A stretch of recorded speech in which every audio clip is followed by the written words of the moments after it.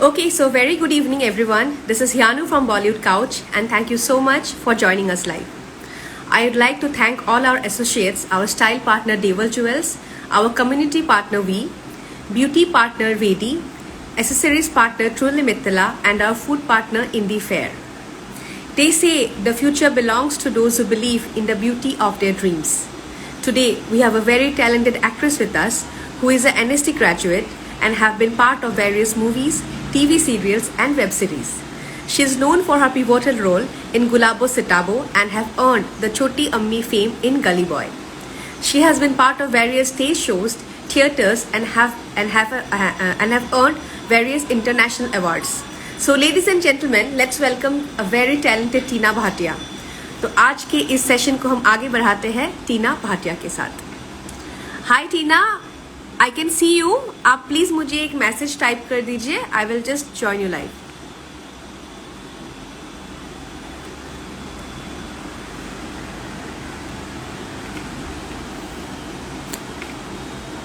Hi Tina, please type something.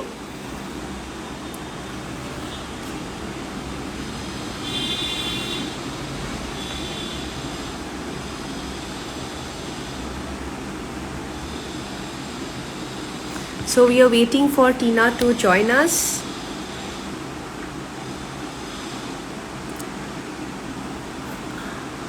Tina, please type something.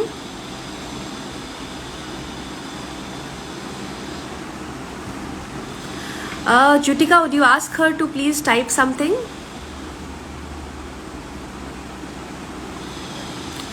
We are waiting for Tina Bhatia to join us live.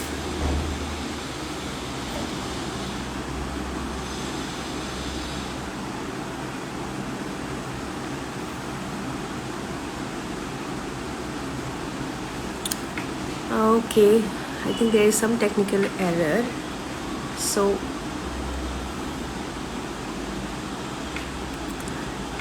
Tina, please type something. I'm not able to join you live.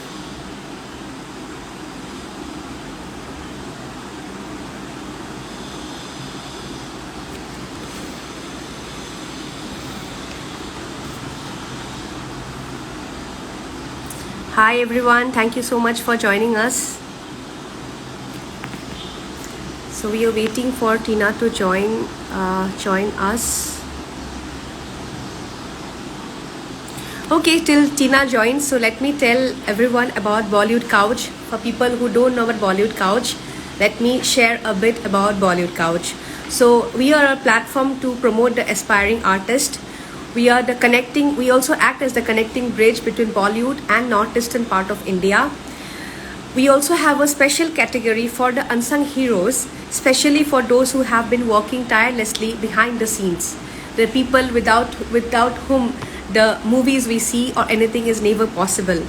Like the makeup dadas, the hairstylist, the spot dadas, the prosthetic artist, camera assistant, and others. So we cover all their stories. If you want to know more about us, we would ask you to please drop us a mail at editor@bollywoodcouch.com. So again, let us go back. I would like to invite Tina. Tina, please type something. I'm not able to join you. Tina, I'm not able to join you. Please type something.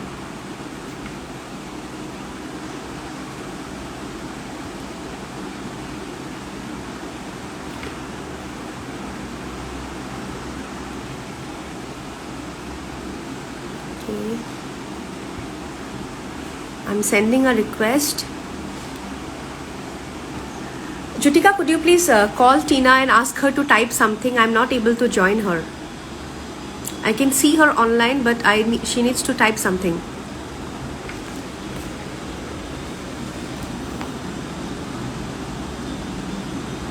Okay, thank you so much. I hope everyone is doing great. Okay, yes, I just saw. Yeah, so yeah, her and yes, we're waiting for her to join. Just connect and hi Tina, hello. कैसे हो आप? I am good. आप कैसे हैं? एकदम ठीक हूँ. So here we are. Yes, so finally here we are. Okay, so ज्यादा टाइम और ये लाइक जाने नहीं देते हैं, so let us just go back to the, because हम आपके बारे में बहुत कुछ जानना चाहते हैं। सो पहले हम्म। बताइए आपके जर्नी के बारे में, बिकॉज आप इंदौर से हो, आपने अपनी स्टडीज दिल्ली में किया है, अपना ट्रेनिंग दिल्ली में किया है, एंड नाउ या you are based in Mumbai. So please share about your journey. हाँ जी, तो जर्नी जो है वो तो घर से ही शुरू हुई एक्चुअली। मेरे घर का जो माहौल था बहुत आर्टिस्टिक है, और सभी लोग ऑलमोस्ट सिंगर है मेरे घर में। जैसे मेरे फादर जो हैं वैसे तो वो गवर्नमेंट ऑफिसर हैं, अब तो रिटायर हो चुके हैं, लेकिन वो मेरी मदर दोनों ही ऑल इंडिया रेडियो के ए ग्रेड सिंगर थे। ओह। और जी, फिर हम चार भाई बहन हैं, जिसमें बड़ी दीदी है सबसे, फिर भैया है, फिर मैं हूँ, फिर मुझसे छोटी एक सिस्टर है। ओके। तो जो दीदी है वो बहुत अच्छा लिखती है, गाती भी बहुत अच्छा है, और वो अनाउंसर भी हैं। और जो मेरे ब्रदर है वो भी म्यूजिक कंपोजर है, म्यूजिक वाह। डायरेक्टर है, सिंगर है या। और उनका अपना स्टूडियो रन करते हैं इंदौर में। और जो छोटी सिस्टर है वो क्लासिकल डांसर है और अरे बहुत वाह। अच्छा काम कर रही है। तो राइट। सारे लोग टैलेंटेड है आपकी पूरे फैमिली में, like you belong from a very cultural and काफी स्ट्रांग है मतलब आपका फैमिली, हाँ। बहुत स्ट्रांग। और हमारे यहाँ पर एक फाइन आर्टिस्ट की कमी थी, तो भैया ने जब शादी की तो हमारी भाभी जो थी वो फाइन आर्टिस्ट हैं, तो वो अरे पूरा वाह। एक कंप्लीट हो गया अभी। अरे वाह। तो तो इस तरीके से माहौल पूरा मतलब आर्टिस्टिक रहा। म्यूजिकल एक्चुअली था, बेसिक जो था शुरू से ही, मतलब म्यूजिक को लेकर के बहुत इंटरेस्टेड थे सब लोग, सारे सारे ही लोग। बट मेरी लाइफ का जो टर्निंग पॉइंट आया वो आफ्टर ट्वेल्थ क्लास आया। मैं ट्वेल्थ तक मैंने बायो ओके। से किया था, अपना साइंस से। बट जब मैं कॉलेज में पहुंची तो भैया ने मुझे कहा कि आप लोगों को आर्ट से अपना आगे करियर बनाना चाहिए, क्योंकि म्यूजिक में आपको एक फॉर्मल ट्रेनिंग मिल जाएगी उसके थ्रू, हम्म। जब आप ग्रेजुएशन बीए कर लोगे तो। हम्म। तो मेरा भी इंटरेस्ट था, तो मुझे लगा हाँ ये तो अच्छी बात होगी। और साइंस में मुझे वो चीज 2 साल करके मुझे उतना भी नहीं मिला कि मैं मतलब उसमें अपने आप को आगे बढ़ाऊं। हम्म। तो फिर कॉलेज में हम लोगों ने सब्जेक्ट किया और मैंने आर्ट सब्जेक्ट लिया। और वहां पर मुझे पता चला कि जिस तरीके से म्यूजिक सीखा जा सकता है, उसी तरह से क्लासिकल कथक डांस भी सीखा जा सकता है। तो फिर मैंने घर पे रिक्वेस्ट की कि मुझे डांस भी सीखना है, बट इतना जैसा म्यूजिक के लिए सपोर्ट था ऐसा डांस के लिए नहीं था, पापा का स्पेशली। हम्म। हम्म। बट फिर भी उन्होंने सपोर्ट किया, और मैंने फिर डांस परस्यू किया, और फिर उसमें ग्रेजुएशन पोस्ट ग्रेजुएशन किया। वाओ। तो उसी टाइम पे हाँ, मतलब मुझे बहुत अच्छा फील मिला उस दौरान, क्योंकि कथक क्लासिकल परफॉर्म करने में एक एक आध्यात्मिक चीज है, एक सात्विकता मुझे उसमें हमेशा नजर आई जब भी हम परफॉर्मेंस करते थे। तो उस दौरान काफी सारे शोज किए, कॉम्पिटिशन्स किए, तो उसमें एक कहते ना, खून लग जाना किसी चीज का। तो फेम जो मिलने लगा धीरे धीरे कि इंदौर में आपको लोग पहचानने लगे, न्यूज़पेपर्स में आपका नाम आने लगा, फोटोग्राफ्स आने लगे, तो वो कहीं ना कहीं मुझे बहुत ज्यादा अट्रैक्ट कर गया एज एन आर्टिस्ट। तो फिर मुझे लगा कि नहीं, अगर कुछ करना है तो बड़ा कुछ करना है, सिर्फ यहाँ तक हमको सीमित नहीं रहना है। हम्म। तो इसलिए फिर मैंने वहां से अपने आप को फोकस करना शुरू किया कि मुझे आगे जा करके कुछ बनना है लाइफ में। ऐसे ही नहीं निकल जाना है कि कोई जाने भी ना आपको कि कोई टीना है या हुआ करती थी। तो मतलब मैं जब भी यहाँ से जाऊं तो लोगों को पता हो कि ओके, मतलब शी वॉज द वन, कुछ थी वाओ। वो। Very inspiring, very inspiring. उसके बाद फिर आपने एक्टिंग का कैसे आपने स्टेप लिया, लाइक आपने कथक क्लासिकल डांस आपने इतना पोस्ट ग्रेजुएशन तक आपने किया, उसके बाद हाउ डिड यू लाइक अपने एक्टिंग आपने कैसे चूज किया, या आपने कैसे वो पूरा अपने आप को पूरा अगेन आपने तैयार किया? इवन आई नो कि हाँ, डांसर है तो वहां पे कहीं ना कहीं एक्ट तो रहता ही है, बट स्टिल एक्टिंग बिल्कुल इज बिल्कुल। अगेन अ डिफरेंट, कंप्लीटली एक अलग ही कैटेगरी है। तो उसके लिए आपने कैसे खुद को आपने प्रिपेयर किया, या? जब मैं ये चीज कर रही थी, मतलब पोस्ट ग्रेजुएशन होने के बाद में, क्योंकि मुझे डांस में ही आगे बढ़ने का मन था उस वक्त, तो मिनिस्ट्री ऑफ कल्चर की तरफ से एक जूनियर फेलोशिप मिलती है ऑल इंडिया लेवल पर। तो मैंने उसके लिए अप्लाई किया। तो उसी दौरान मैंने काफी सारे कॉलेज के टाइम पे यूथ फेस्टिवल्स वगैरह अटेंड किए, सारी चीजें देखी, जिसमें थिएटर भी मैं, ड्रामा प्लेज भी मैंने होते हुए देखे। तो उस चीज ने भी मुझे बोला कि ये भी एक बहुत अच्छा प्लेटफॉर्म है, मतलब अगर आप एज एन एक्टर अगर आप अपने आप को बनाना चाहो। तो उस चीज ने जब मुझे अपनी तरफ खींचा, तो मुझे लगा कि एक बार एटलीस्ट ट्राई करना चाहिए कि क्या मैं ये कर सकती हूँ क्या। क्योंकि हिंदी का कोई प्रॉब्लम नहीं था, कभी लैंग्वेजेस को लेकर के कोई दिक्कत नहीं थी, कुछ भी ऐसे। तो मुझे लगा मुझे ये करना चाहिए। तो वहां पे मेरे कुछ फ्रेंड्स थे, कुछ कलीग्स थे, कुछ स्टूडेंट्स थे मेरे डांस क्लास में जो थिएटर भी करते थे। अच्छा। तो जब मैंने उनसे बातचीत की तो उन्होंने कहा कि या बिल्कुल हम लोग आपके लिए करने के लिए तैयार हैं। तो वहां से वो शुरुआत ऐसे हुई कि हिंदी थिएटर मेरे स्टार्ट, पहले जब मैंने शुरुआत की तो वहां से हिंदी थिएटर से नहीं हो पाया, क्योंकि वो ग्रुप मुझे प्रॉपर कहीं ऐसा मिला नहीं। बट इंदौर में महाराष्ट्रियन ग्रुप बहुत सारे हैं, मतलब उस तरीके से मराठी प्ले करने वाले। Okay okay. और लकीली ऐसा हुआ कि जो जिनके साथ मैंने अपना पहला प्ले किया, संजय सबकाल उनका नाम है, वो महाराष्ट्रियन होने के बावजूद वो हिंदी प्ले कर रहे थे एक यूथ फेस्टिवल के लिए, जो बाहर के लोगों के लिए यूथ फेस्टिवल होता है। तो वहां मुझे लकीली वो चांस मिला कि मैं जा पाई। और मैंने फिर उनसे बातचीत की और मैंने उनको बोला कि मुझे कुछ नहीं पता है थिएटर का क्या, टी भी नहीं मैं जानती, डांस में आप मुझसे कुछ भी पूछ लीजिए, कुछ भी करवा लीजिए, मुझे पूरी चीजें पता है, क्योंकि उसकी एक फॉर्मल मैं ट्रेनिंग ले चुकी हूँ। तो फिर वहां से शुरुआत जब हुई तो फिर मुझे बहुत अच्छा लगा कि थिएटर एक अलग चीज है।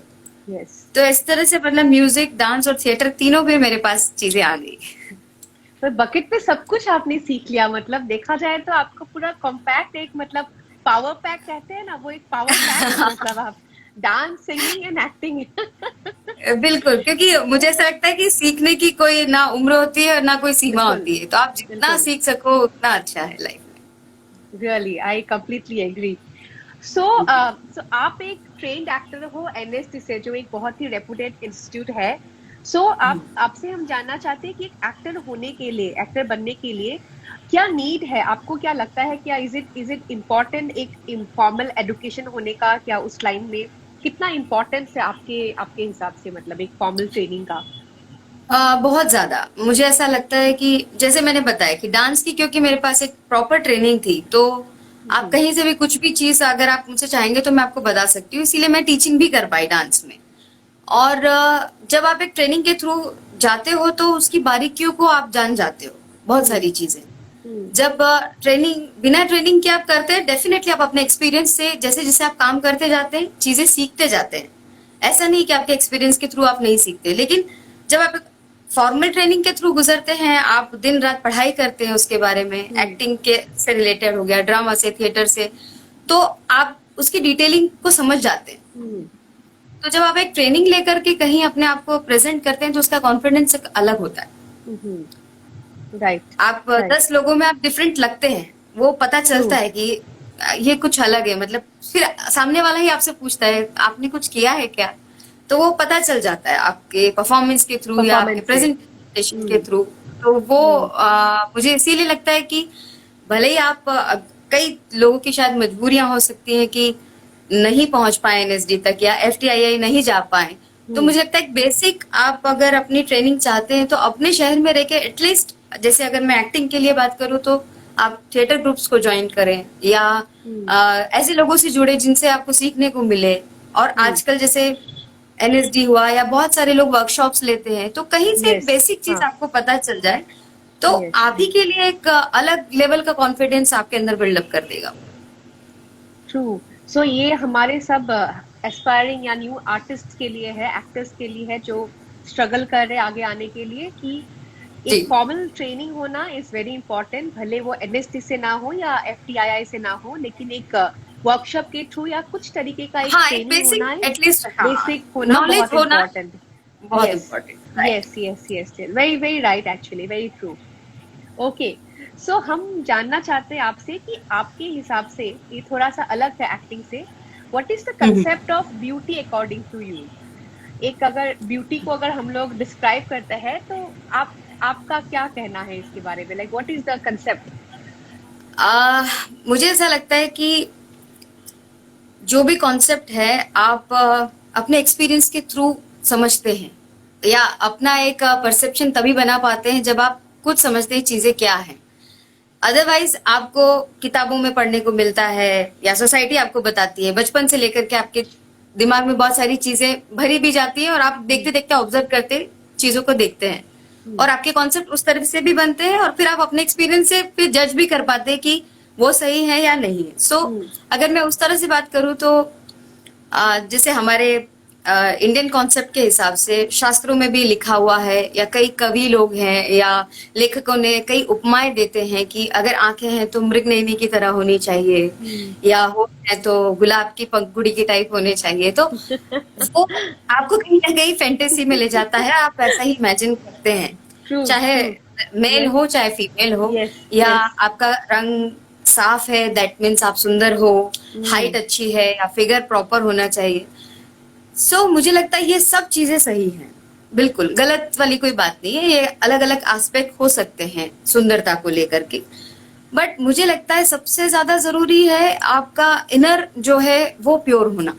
True, yes. जब आपका वो प्योर होगा तो आप भले ही कम हाइट के हो, भले ही आप ज्यादा पतले हो मोटे हो, अगर आप यहाँ से सुंदर हैं तो वो ब्यूटी आपके पूरे शरीर से निकल कर आएगी। बिल्कुल बिल्कुल। तो और ये मैंने एक्चुअली सीखते सीखते ही सीखा है, अदरवाइज बचपन से आपको पता ही रहता है। आई थिंक आपने भी शायद फेस किया हो, आई डोंट नो। ऐसा बोला जाता है कि लड़की अगर फेयर होगी तो शादी में कोई प्रॉब्लम नहीं आएगी। हाँ, हाँ, बिल्कुल, अगर डार्क बिल्कुल। कॉम्प्लेक्शन से और सीधा शादी से कनेक्ट कर दिया जाता है सारी बिल्कुल। चीजों को। मतलब लड़की So- है तो बॉर्न हुई है शादी के लिए, या Right. खूबसूरत होना चाहिए, बिल्कुल परफेक्ट होना चाहिए, जैसे वो Perfect होना पोएम चाहिए। में जैसे लिखा होता है बिल्कुल वैसे होना चाहिए। हाँ। तो इसीलिए मुझे लगता है आपके एक्सपीरियंस से आप जाने कि वो ब्यूटी क्या है। जो मुझे ऐसा लगता है, कोई कैसा भी हो, नेचर ने आपको जैसा बनाया है आप परफेक्ट हो ही, क्योंकि नेचर कोई चीज गलत बना ही नहीं सकती। Absolutely absolutely. उसके साथ छेड़खानी करते हैं हम लोग, बिगाड़ते हैं हम लोग। तो नेचुरल जो चीजें हैं वो सुंदर ही है मेरे मायने में। बिल्कुल। हम लोग कहते हैं ना कि हम लोग सबको भगवान ने बनाया है, तो आई फील भगवान ने बनाया है तो उनका तो हर एक क्रिएशन ब्यूटीफुल है, तो कोई बिल्कुल, इसमें बिल्कुल। यही नहीं है, राइट। बस एक डिपेंड करता है कि कैसे सामने वाला देखे उस ब्यूटी को, या कैसे उसको तारीफ करे, या कैसे उसको Accept करे, हाँ, एक्सेप्ट right. करे। Yes lovely. बहुत ही अच्छा लगा। ओके, सो आपसे हम जानना चाहते हैं कि what are the challenges that you have faced specially in Bollywood being Tina, as Tina, अपने क्या क्या चैलेंजेस आपको लगता है, मतलब? जैसा कि मैंने आपको बोला, ब्यूटी को लेकर के जो कॉन्सेप्ट है या ये सब चीजें, तो चैलेंजेस इन द सेंस मेरे साथ जो हुआ, यहाँ का प्रोसेस जो है बहुत अलग था। मतलब मैं जब दिल्ली में एनएसडी के बाद मैंने केओडी किया, किंगडम ऑफ ड्रीम्स, और उसमें मैंने तकरीबन 600 शोज किए। उसी दौरान मुझे वो प्ले का नाम था झुमरू, जो कि किशोर कुमार के ऊपर था, और उसमें बहुत गौरव अच्छा गेरा है वो kingdom of dreams is very famous in Delhi. एक बार मैंने जी, भी जी। देखा हुआ था, आई थिंक झंगूरा देखा था मैंने, झंगूरा देखा था एक बार। ओके ओके ओके, आई हाँ थिंक हाँ हाँ, Balram ji, I think he was in Jhangoora. Yes yes yes, he was there. Yes. तो मैंने उनके टाइम पे तो नहीं देखा था, मैंने रिसेंटली आई थिंक 2 साल पहले देखा था, एंड इट वाज इतना बढ़िया, इतना शानदार। मैंने कहीं पे भी ऐसा स्टेज शो नहीं देखा है, मतलब इट्स ब्यूटीफुल। मतलब मैं तो सारे व्यूअर्स को बोलना चाहूंगी कि अगर कोई जाएंगे दिल्ली में तो जरूर दे देखें। Should watch this kingdom of dreams. बिल्कुल, बिकॉज मुझे लगता है इंडिया में इस तरीके से कोई अभी तक शो आया ही नहीं है, जिस तरह से किंगडम ऑफ ड्रीम्स ने उस चीज को प्रेजेंट किया। Yes. Even as an artist हम लोगों के लिए भी बहुत नया था वो चीज। हम जब रेपेट्री में थे और रेपेट्री से सीधा उठ करके जब किंगडम ऑफ ड्रीम्स में गए, बहुत लार्ज स्केल पर टेक्निकली बहुत सारी चीजें हाई, मतलब आप लेपल लगा करके डायलॉग्स बोल रहे हैं, हार्नेस का वर्क चल रहा है, टिश्यू वर्क चल रहा है, एलईडी स्क्रीन के साथ आपको परफॉर्म करना है, वहां पे कुछ इमेजेस हैं जिनके साथ आपको मैच करना है। सो एक तरीके से बहुत डिफरेंट एक्सपीरियंस था। तो जब वो 600 शोज मतलब कंप्लीट किए मैंने वहां पे, उसी दौरान मुझे फर्स्ट टाइम सीरियल का ऑफर मिला। तो वहां का जो दिल्ली का जो प्रोसेस था वो और मुंबई का जो प्रोसेस है वो बहुत डिफरेंट है। अच्छा। बिकॉज दिल्ली दिल्ली में जो एक्टर्स हैं उनके बारे में ऑलरेडी लोगों को पता है कि ये इतना कल्ट है, जो यहाँ पर मंडी हाउस में एनएसडी पास आउट्स हैं, बाकी थिएटर आर्टिस्ट हैं जो कि काम करते हैं, तो Okay. उनके लिए डायरेक्ट कॉल भी जा सकता है। जैसे मुझे Oh. जो सीरियल मिला था उसके लिए मुझे डायरेक्ट कॉल आया कि ऐसे ऐसे हम एक कैरेक्टर के लिए आपको अप्रोच कर रहे हैं। सो वो मेरे लिए इजी था जब मैं गई और वो हो गया। तो मैंने 2 साल वो किया सीरियल, जीना ऐसी का नाम है। हाँ, बहुत फेमस और था वो सीरियल, वेरी हाँ जी, फेमस सीरियल। यस और अच्छे अच्छे आर्टिस्ट थे उसमें। Yes yes. अनुपम श्याम जी थे, जिशान थे। तो काफी अच्छा मेरा एक्सपीरियंस रहा। फर्स्ट टाइम मैंने कैमरा वहां पर फेस किया ओके। बेसिकली, अगर मैं कहूँ तो वो एक्सपीरियंस। और उसके बाद मुंबई का एक्सपीरियंस बहुत डिफरेंट हुआ उस तरीके से देखा जाए, क्योंकि यहाँ पर ऑडिशंस में आप जब जाते हैं आपको कोई नहीं जानता हाँ पहली ओके। बार। बहुत वास्ट और है हम लोग का बॉलीवुड में ना। बहुत बड़ा है, मतलब स्केल बहुत बड़ा है यहाँ पर। तो मैं एक एनएसडी ट्रेनर, मतलब ट्रेनिंग लेकर के आई हुई लड़की, और उसी लाइन में हूँ जहां पर सब लोग हैं। तो मुझे कोई स्पेशल ट्रीटमेंट नहीं मिलेगा। अगर मैं ऐसा सोच के आती हूँ तो वो मेरे लिए गलत है। मुझे सेम प्लेटफॉर्म पर अपने आप को प्रूव करना है प्रूव कि करना है। मैं कुछ कर सकती हूँ, ऐसा। Absolutely yes. सो ये थोड़ा सा चैलेंजिंग था, क्योंकि 2 ऐसे एक्सपीरियंस हो चुके थे जहां मुझे डायरेक्ट चीजें मिल गई, और यहाँ पर आकर मैंने लाइन में अपने आप को खड़े होकर के वो ऑडिशंस, रैंडम ऑडिशंस में जाना। और एक्टर्स की जो लाइफ होती है, मुझे ऐसा लगता है कि आ, हर दिन रिजेक्शन फेस करने की, मतलब चीजें हिम्मत होना आपको देखनी चाहिए। पड़ती है यहाँ पर। हाँ, या हिम्मत भी उतना होना करेज, चाहिए। उतना करेज होना चाहिए, उतना चाहिए, सस्टेनेबिलिटी होना भी बहुत इम्पोर्टेंट है। बिल्कुल बिल्कुल। तो जब आप जाते हो और आपको अगर नॉट फिट बोल दिया जाए, हाँ उसको आपको लेना, उसको जज करना, और फिर अपने आप को मोटिवेट करना कि इट्स ओके, ये नहीं तो कोई और।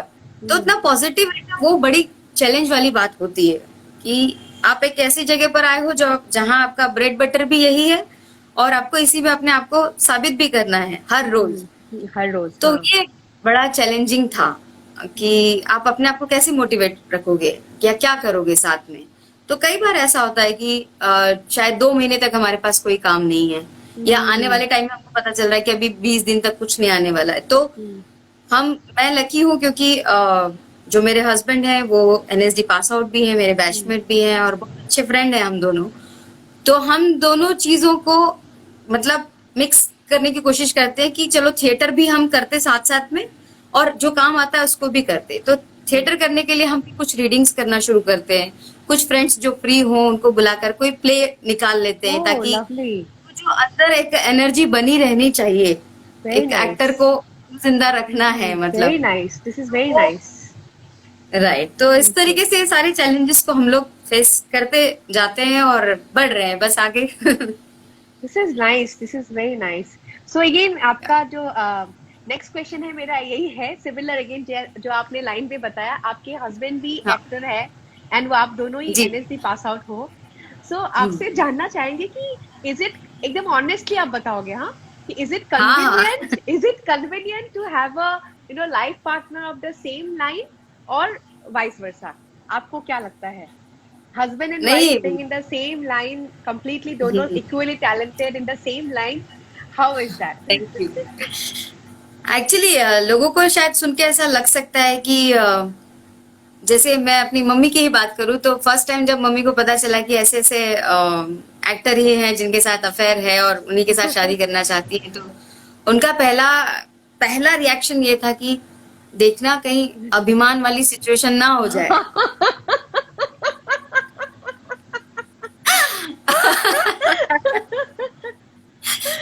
तो वो अलग टाइप का चैलेंज था, लेकिन मैं बहुत लकी रही इस मामले में कि बॉलराम जब मुझे मिले तो उस तरीके से कभी वो चीज हमने एक दूसरे के सामने फेस ही नहीं की कि वो सिचुएशन कभी आए।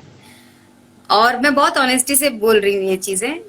हम दोनों एक दूसरे को बहुत सपोर्ट करते हैं और बहुत बड़े क्रिटिक है एक दूसरे के। मैं तो बिल्कुल नहीं छोड़ती, ना वो मुझे छोड़ते हैं कि अगर कोई भी हम काम करते हैं तो क्लियरली मुंह पर बोलते हैं यहाँ तुम गलत किए, यहाँ पे तुमने सही किया, या ये और अच्छा हो सकता था, या इसको और अच्छा करने की कोशिश करो जहां आगे चांसेस होते हैं। तो हम दोनों एक दूसरे के बहुत बड़े क्रिटिक भी हैं उस हिसाब से। सो मैं बहुत लकी हूँ। कई लोग ऐसा मानते हैं कि सेम फील्ड में होने से प्रॉब्लम्स हो सकती हैं, क्योंकि कई अब हमारी बहुत अनसर्टन सी लाइफ है, कभी काम मिलता है कभी नहीं मिलता है, या कभी किसी को ज्यादा मिल गया या कोई नहीं कर पाया, तो वो चीजें हैं। बट आपको मेच्योरिटी से उसको हैंडल करना ही पड़ेगा। Right right right. और उसमें अगर आपको इतना सपोर्टिव पार्टनर मिला हो तब तो फिर मुझे नहीं लगता कि कोई टेंशन वाली बात है। Lovely, this is beautiful. मैं आई प्रे कि गॉड हमेशा आप लोग को ऐसे रखे भगवान, और हमारे सारे पार्टनर्स के लिए actually this is a thing that no partner है तो इट शुड बी ऑलवेज, हर जगह से it should be as a critic भी होना चाहिए, एज अ फ्रेंड भी होना चाहिए, एंड लव तो ऑफ कोर्स रहेगा ही, शादी होगा तो लव तो ऑफ कोर्स रहेगा, that's by default. Definitely. Even मेरे फादर हमारे रिलेशन के उस तरीके से खिलाफ थे कि मतलब कहाँ एक कल्चरल डिफरेंस है, मैं इंदौर से हूँ, गुवाहाटी से हैं, आप कैसे मैनेज करोगे, कैसे आप इन सब चीजों को एडजस्ट कर पाओगे। और एक ये भी चीज थी कि वो नॉन वेजिटेरियन से, हम वेजिटेरियन से, खाना कैसे खाओगे। तो बहुत सारी ऐसी चीजें थी जो उनको अपनी बेटी के लिए मतलब वो शॉकिंग था, तो उनको नहीं चाहिए था कि मैं ऐसे, और इतनी दूर आसाम तो कभी नहीं सोचा था हम लोगों ने। फादर का ऐसा कहना था। बट मैंने उनसे कहा कि मैं अगर आपके अकॉर्डिंग कहीं जाती हूँ और जो चीज मैंने अचीव की है लाइफ में, वो मेरा अगर बस्ता बंद करके रख दें और आप वो बोलें कि चलो अभी बर्तन का काम है, आप वो निपटाओ, दूध गर्म करो, बच्चे संभालो, तो कैसे होगा फिर? मेरा इतनी मेहनत करने का क्या फायदा। Very true, very true, very, बहुत अच्छा लग रहा है आपसे बात करके Tina ji. It's very inspiring to talk to you. Okay, so आपके जो ये मूवी था गली बॉय जो बहुत ही सुपर हिट हुआ था, एंड वहां पे आपने रोल किया था छोटी अम्मी का, like it's a mom to Ranveer Singh. तो ये एक बहुत ही हमारे हिसाब से एक बहुत ही अनकन्वेंशनल, एक बहुत ही बोल्ड स्टेप है, because Ranveer Singh I think is of our same age. So कैसे आपने किसे, like how did you do it, like you know what do you want to say about, how was the entire experience for you? Actually हुआ ये कि जब मुझे इस character के लिए कॉल आया तो मैं किसी चीज से ऑलरेडी बहुत डिस्टर्ब थी, और जब उसने बोला कि एडी ने कि मैम रणवीर सिंह की मदर का कैरेक्टर है और ऐसे ऐसे हम आप स्टेप मॉम का कैरेक्टर है, हम आपको उसके लिए वो ऑडिशन लेना चाहते हैं, तो मैं ऑलरेडी परेशान थी। तो मैंने उसको बोला भाई मैं कहाँ से आपको उस एंगल, किस एंगल से मैं मतलब मैं आपको रणवीर सिंह की मदर नजर आ रही हूँ। तो मुझे अपने ऊपर भी डाउट आया कि अच्छा ऐसा हो गया है क्या, मतलब इतनी एज हो चुकी है क्या। तो मैंने बोला आप मुझे क्लियरली बताइए कि मैं किस एंगल से आपको उनकी मदर के कैरेक्टर के लिए फिट लगती हूँ। तो वो एकदम वैसा हो गया, नहीं नहीं मैम ऐसा नहीं है, एक्चुअली वो कम उम्र की लड़की से ही शादी करके आ रहा है, इसीलिए पूरा कॉन्फ्लिक्ट पैदा होता है, इसीलिए वो वहां पे झगड़ा होता है, वो घर छोड़ के जाने का डिसीजन लेता है। तब मैं थोड़ा रिलैक्स हूँ। ओके, तो वो छोटी अम्मी उस सेंस में है कि ये बड़ी अम्मी है, छोटी अम्मी वो नाम है, बट वो अगर थोड़ा सा देखोगे आप ध्यान से तो उसका छोटी अम्मी का भी एक एंगल उस तरफ है कि अगर वो नहीं घर छोड़ के जाए तो शायद वो उसके साथ अफेयर भी हो जाए उसका, रणवीर सिंह के साथ भी। तो जब मुझे वो बात पता चली और फिर टीम जो मैंने सुनी, तो मैंने कहा ये तो मैं अपॉर्चुनिटी मिस करूंगी ही नहीं, मुझे जरूर करना ही है। तो इसलिए फिर मैंने वेरी नाइस, वेरी नाइस।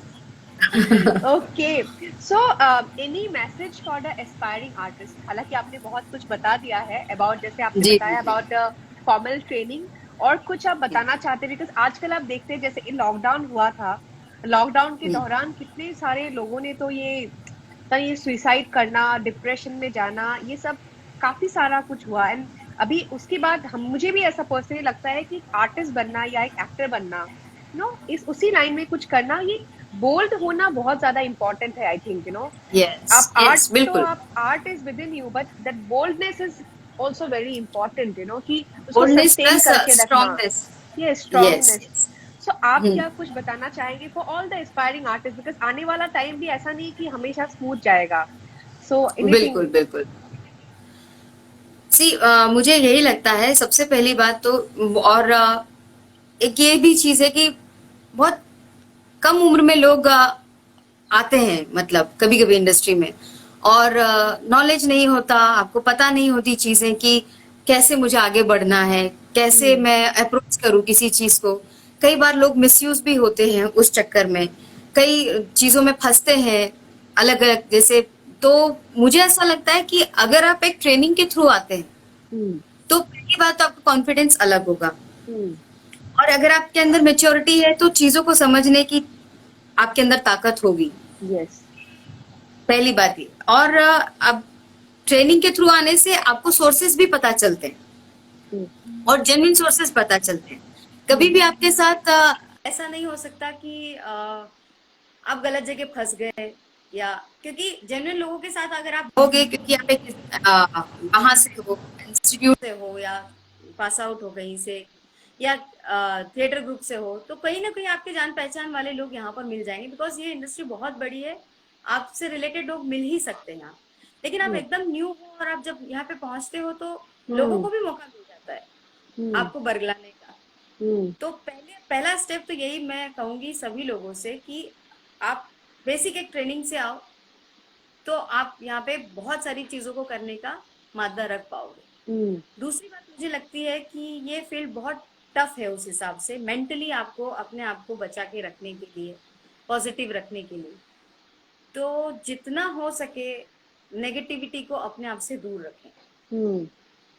मतलब बहुत टफ है ये, और अभी जो टाइम गया है स्पेशली लॉकडाउन में, हम लोग भी उस चीज को हमने भी फेस किया है। ऐसा नहीं क्योंकि आप 6 महीने 7 महीने अपने आप को बंद करके बैठे हुए हैं, तो या तो फिर आपके साथ ऐसे आपके पेरेंट्स हो, आपका कोई दोस्त हो, या आपका बॉयफ्रेंड गर्लफ्रेंड, कोई एक ऐसा हो जिससे आप सब शेयर कर सके A to Z, मतलब। तो आप वो स्टेप तक नहीं जाओगे जिसकी वजह से लोग सुसाइड करने का सोचते हैं या उस तक पहुंच जाते हैं। तो मुझे लगता है अपने आप को बहुत पॉजिटिव रखना और अपने आप को स्ट्रांग रख के ही इस फील्ड में आओ, तो मेरे ख्याल से आप सक्सेस रहोगे।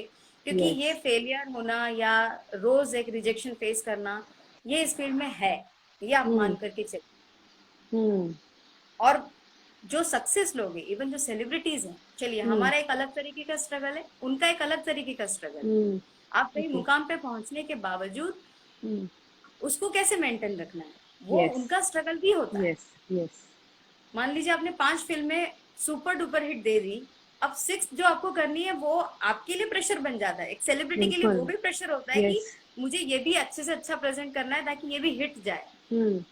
तो हम लोगों का अलग लेवल का स्ट्रगल है, उन लोगों का अलग लेवल का स्ट्रगल है, तो स्ट्रगल हमारा कभी खत्म नहीं होने वाला है इस फील्ड में स्पेशली। तो इसीलिए मुझे लगता है अपने आप को इतना स्ट्रांग रख करके आओ कि कोई ना आपका मिसयूज कर सके, और इतना पॉजिटिव रखो कि वो लोगों तक वो पॉजिटिविटी चली जाए कि वो नेगेटिविटी आप तक आने ही ना दे। यस, खुद को पॉजिटिव रखना इतना अच्छे से, ताकि इट्स ट्रू, नेगेटिविटी फाइनली वो दब जाएगा अगर आप, हम लोग अगर बहुत ज्यादा हम लोग यानो आपकी आवाज नहीं आ रही, 1 मिनट। ओके, अभी बोले? हाँ अभी आ रही है आवाज? नहीं, कुछ शायद कॉल बीच में आने की वजह से।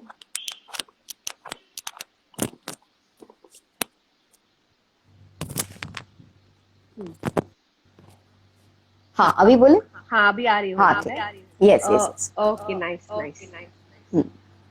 ओके, सो ड्यूरिंग लॉकडाउन आपने और आपकी लाइक बलराम जी ने, आप लोगों ने एक बहुत ही इनोवेटिव और एक अपने स्टार्टेड अपने एक प्रोडक्शन अपने स्टार्ट किया था। So you found opportunity during crisis which is very inspiring.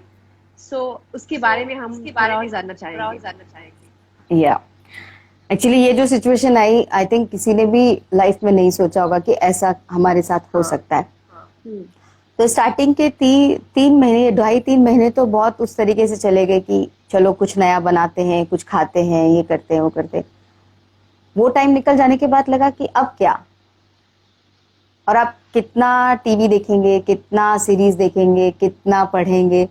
कुछ आपको क्रिएटिव अपने लिए करना पड़ेगा, नहीं तो जंग लगने वाली बात होती है, वो हो जाएगी। तो ऐसे ही बैठे बैठे बलराम ने कहा कि कुछ करते हैं यार, मतलब ऐसे तो और नहीं रहा जा रहा है, मतलब तो मैंने कहा ठीक है, कुछ आइडिया निकालते हैं, ऐसे एक शॉर्ट फिल्म टाइप का कुछ शुरू करते हैं। तो बेसिक आइडिया उन्हीं का था कि हम कुछ स्टार्ट करते हैं, दोनों मिलके ही बनाते हैं। मैंने कहा ओके। तो मेरे एक फ्रेंड हैं जो बहुत अच्छा लिखते हैं, उनसे हमने ये सारी बातें शेयर की, तो उन्होंने एक बहुत अच्छा आइडिया हमको दिया कि आप इस तरीके से एक बेसिक आइडिया उन्होंने दिया, और उन्होंने कहा कि आप इस पे अलग अलग सिचुएशंस, क्योंकि कपल है तो आप रोजमर्रा की लाइफ में आपके होता ही होगा बहुत सारी चीजें, तो आप उसको फिर डेवलप कर सकते हैं। और वो आइडिया बहुत इंटरेस्टिंग लगा कि लॉकडाउन में कपल ऐसा है जो झगड़े के बाद फंस गया। देखा था मैंने, अब देखा है। हाँ तो कंडीशंस अप्लाई हो गई अभी कि क्या किया जाए, मतलब या कैसे इस चीज को फेस करें। तो आई थिंक वो जब हम लोग कर रहे थे तब हमने उस तरह से नहीं सोचा था, हम अपने फन के लिए कर रहे थे। हमने पूरा शूट किया 2 दिन के अंदर, और उसको एडिट करने के लिए हमने गुवाहाटी भेजा। उनके बहुत अच्छे एक फ्रेंड हैं रूपांकर, तो वो एडिटर हैं, उन्होंने एडिट किया उसको। और म्यूजिक के लिए मानस है, उनसे हमने रिक्वेस्ट की। तो ऐसे ऐसे करके हमने, मतलब ऑल इंडिया लेवल पे चल रही थी सारी चीजें, कोई आसाम से कुछ कर रहा है, कोई एमपी से कुछ करके दे रहा है, और मुंबई से कुछ चीजें चल रही। तो ऐसे करके वो बन गया।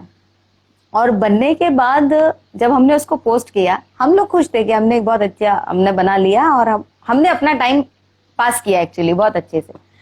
और उसमें कुछ रियल इंसिडेंट भी थे कि लास्ट में जो वो मुझे सोनू निगम वाला जो को वो सीडी मिलती है, तो वो एक्चुअली में रियल में हुआ था, जो इन्होंने मुझे दी थी सीडी। तो वो कहीं ना कहीं उसके अंदर आया, तो हम लोग बहुत खुश थे उस टाइम को, हमने बहुत एंजॉय किया। दो ही लोग हैं और दोनों ही बहुत एंजॉय कर रहे हैं इस चीज को।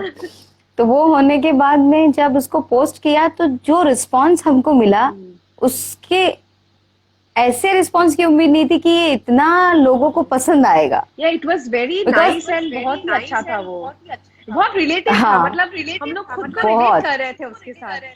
एक्चुअली यही 3 दिन तक लोगों के कॉल्स आते रहे कि आप लोगों ने जो बनाया सेम हमारे घर में होता है, हम लोग रोज ये फेस करते हैं, रोज लड़ते हैं, रोज वापस ठीक करते हैं अपने आप को।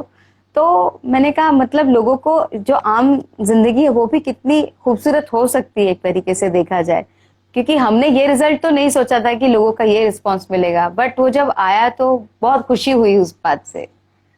तो लवली। इवन कई लोगों ने बोला आप इसको सीरीज में क्यों नहीं बनाते हैं, आप इसके आगे के एपिसोड्स बनाइए। Yes yes yes, definitely. तो अभी बताइए आगे का क्या प्लान है आपके प्रोडक्शन का एंड आपके आने वाले project, what is the plan? ये अभी आपने स्टार्ट तो कर लिया, तो अभी एक्सपेक्टेशन तो सेट हो गया है सबका। बिल्कुल बिल्कुल। तो वही अगेन वो प्रेशर है अभी।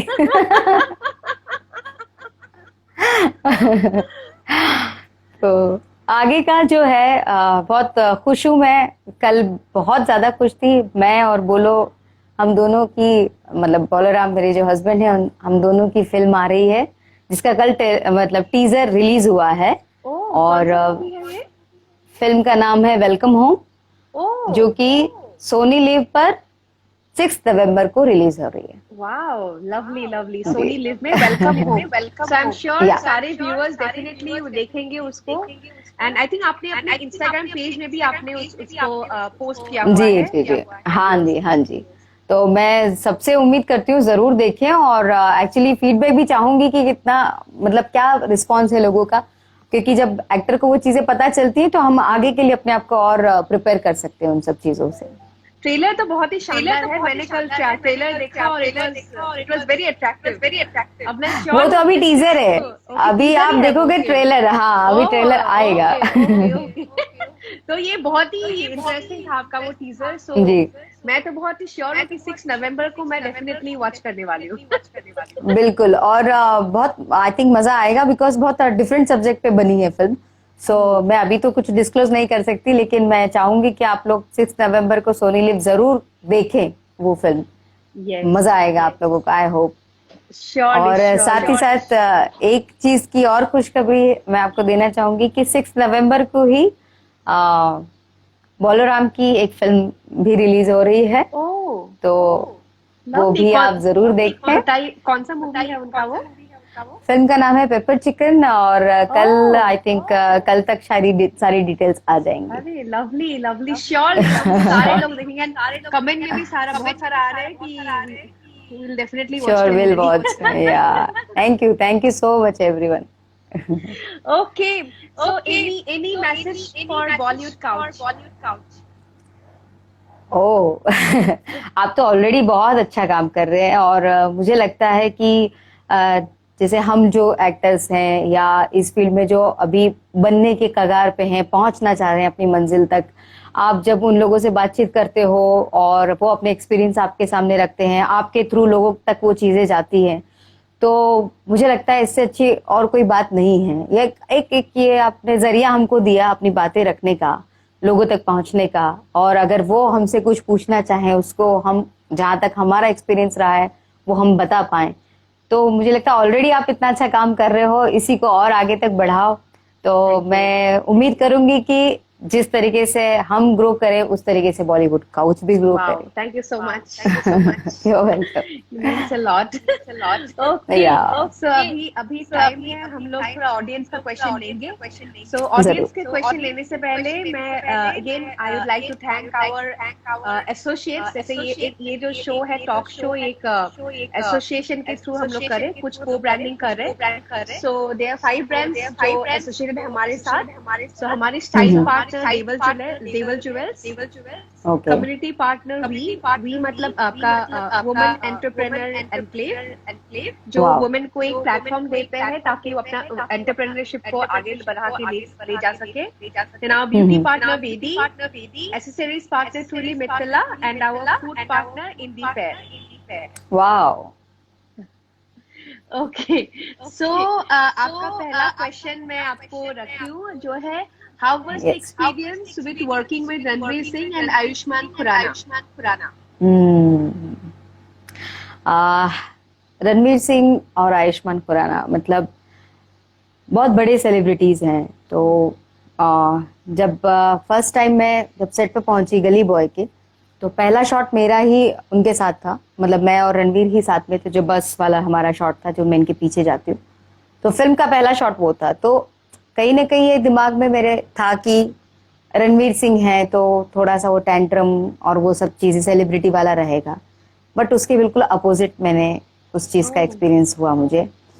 बिकॉज वो बहुत डाउन टू अर्थ हैं, बहुत हम्बल हैं, और हम लोग साथ में सीन रिहर्स किए हम लोगों ने, और कहीं मुझे वो नजर नहीं आया कि मैं रणवीर सिंह हूँ तो मैं इस तरीके से बिहेव करूंगा या मैं ऐसे रहूंगा।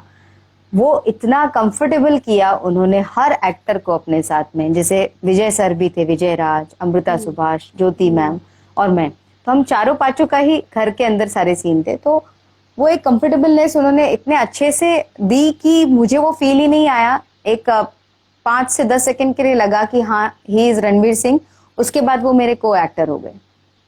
तो वो कंफर्टेबलनेस उन्होंने ही दी एक तरीके से देखा जाए तो बहुत ही अच्छा मतलब एक्सपीरियंस उनके साथ रहा। Same with Ayushmann Khurrana, he is, और वो तो और ज्यादा मतलब क्या बोलूं उसको, जॉली नेचर के हैं उस तरह से देखा जाए तो। क्योंकि सेट पे मजाक करना, मस्ती करना, वो जैसा शायद रियल लाइफ में है वैसे ही सेट पे भी है। तो उनके साथ भी काम करके कभी वो मुझे फील ही नहीं आया कि मैं आयुष्मान खुराना, इवन अमित सर के साथ भी, अमिताभ जी के साथ भी जब वो एक्सपीरियंस रहा स्क्रीन शेयर करने का, तो वो तो ड्रीम कम ट्रू वाला मोमेंट था। मतलब वो फिल्म करना मेरे मना करना था ही नहीं उस फिल्म के लिए मुझे, बिकॉज मुझे अपनी पूरी जर्नी में ये चीज अपनी लाइफ में जोड़नी थी कि मैंने अमित जी के साथ काम किया है, जो कि उस फिल्म के थ्रू हुआ। सो कहीं भी मुझे वो फील किसी ने भी आर्टिस्ट ने कहीं नहीं करवाया, किसी भी सेलिब्रिटी ने कभी मुझे वो चीज फील ही नहीं हुई कि उस तरीके से। बहुत अच्छा एक्सपीरियंस रहा। Lovely. So another next question is, tell us about your first film, Oz. या मैं एक्चुअली जब मैं दिल्ली वाली बात कर रही थी आपसे शेयर करना ही चाह रही थी। ओस मेरी पहली फिल्म, फीचर फिल्म अगर बोलूं मैं तो, और उस सीरियल के बाद में मैंने जो फिल्म के हिसाब से पहली बार कैमरा फेस फिल्म के लिए जो किया वो ओस के लिए किया। और बहुत अच्छे सब्जेक्ट पे ये फिल्म बनी हुई, चाइल्ड ट्रैफिकिंग के ऊपर, और एक अलग माहौल और एक अलग तरीके का सेटअप, क्योंकि फिल्म मैं पहली बार कर रही थी, तो मुझे सीरियल के सेटअप का पता चल चुका था, लेकिन फिल्म किस तरीके से शूट होती है, क्या होता है, वो पहली बार मुझे ओस के थ्रू ही वहां पर पता चला। और इतना अच्छा एक्सपीरियंस रहा, मुझे बहुत कुछ सीखने को भी मिला वहां पर, क्योंकि फर्स्ट टाइम इन सब चीजों को देखने के बाद, और पूरी टीम बाहर से, मतलब मुंबई से दिल्ली आई हुई है, जो हमारे डायरेक्टर अभिनव सर, अभिनव तिवारी, उनसे जब मैं मिली, उनसे जब मैंने बातचीत की, तो मुझे उन्होंने कैरेक्टर के बारे में सारा कुछ समझाया। और मेरा जो कैरेक्टर था उस फिल्म के अंदर, वो उन लड़कियों में से था जो उस ब्रॉथल में नहीं रहना चाहती थी, मतलब वो वहां से भागने की कोशिश करती हैं। तो पूरा स्ट्रगल हमारा उस तरीके का था। और वो, क्योंकि लाइफ की पहली फिल्म थी, तो वैसे ही मैं उससे बहुत क्लोज हूँ, और काफी सारे अवार्ड्स मिले। 2013 में मामी फेस्टिवल में भी वो फिल्म आई, तो वो मेरे बहुत दिल के करीब है, क्योंकि अपना जो पहला आपका प्रोडक्शन होता है, वो एक शायद अपने बच्चे की तरह ही होता है, तो वो ऑलरेडी मेरे बहुत दिल के करीब फिल्म है। लवली। ओके, सो बहुत अच्छा लगा टीना जी आपसे बात करके। जी अभी ऑलरेडी टाइम हो चुका है, तो हम लोग ज्यादा और जी जी क्वेश्चंस जी नहीं ले पाएंगे। सो मैं रिक्वेस्ट करना ठीक है। चाहूंगी हमारे सारे रिव्यूअर्स को, अगर कुछ भी क्वेश्चंस हैं तो प्लीज बॉलीवुड काउच में हम लोग को मैसेज कीजिए, and we will definitely get back to Tina Bhatia ji, एंड वो आपको लोग आंसर कर देंगे आपके जो भी क्वेरीज। बिल्कुल। तो टीना जरूर। जी आपके लिए सरप्राइज गिफ्ट भी है हमारे एक पार्टनर से, मतलब एसोसिएट से। This from babies. यहाँ पे आपका एक भृंगराज शैम्पू है। It's basically they are a beauty partner of with us. So there Bhringraj Okay. Shampoo है, इसमें सैनिटाइजर है जो बहुत ही आजकल इन है जरूरी। एक फेस ऑयल राइट। है, और एक नीम सोप है, ओ नेचुरल वाओ, सोप है। क्या बात है। सो उसके लिए So Jyotika sweet. Will Thank you get so back much. To you. Sure sure sure. So it was very nice talking to you, और बलराम जी को भी हाय बोलेगा हम सबको। He was one of the बिल्कुल guests with बिल्कुल। us. Initial जब हम लोगों ने टॉक शो स्टार्ट किया था, I think he was the second guest. So ओ अरे yeah. वाह। So thank you so much. Wish you all the best. और राइज कीजिए, और हम बस चाहते हैं Thank कि you. आप बहुत अच्छा हो आप लोग का, है ना। हम आप दोनों का फिल्म डेफिनेटली सब लोग डेफिनेटली देखेंगे। बिल्कुल बिल्कुल, 6 नवंबर आप लोग बिल्कुल मत भूलिएगा, जरूर Yes. देखिए सब लोग। और thank you so much Bollywood couch, thank you यानू, और थैंक यू ज्योतिका दी, आप सभी का बहुत बहुत thanks, thank you so much. Thank you so much. And thank you viewers for joining us. And don't forget to like and subscribe Bollywood Couch. Thank you, Thank you so much. Thank you. Bye bye. Bye.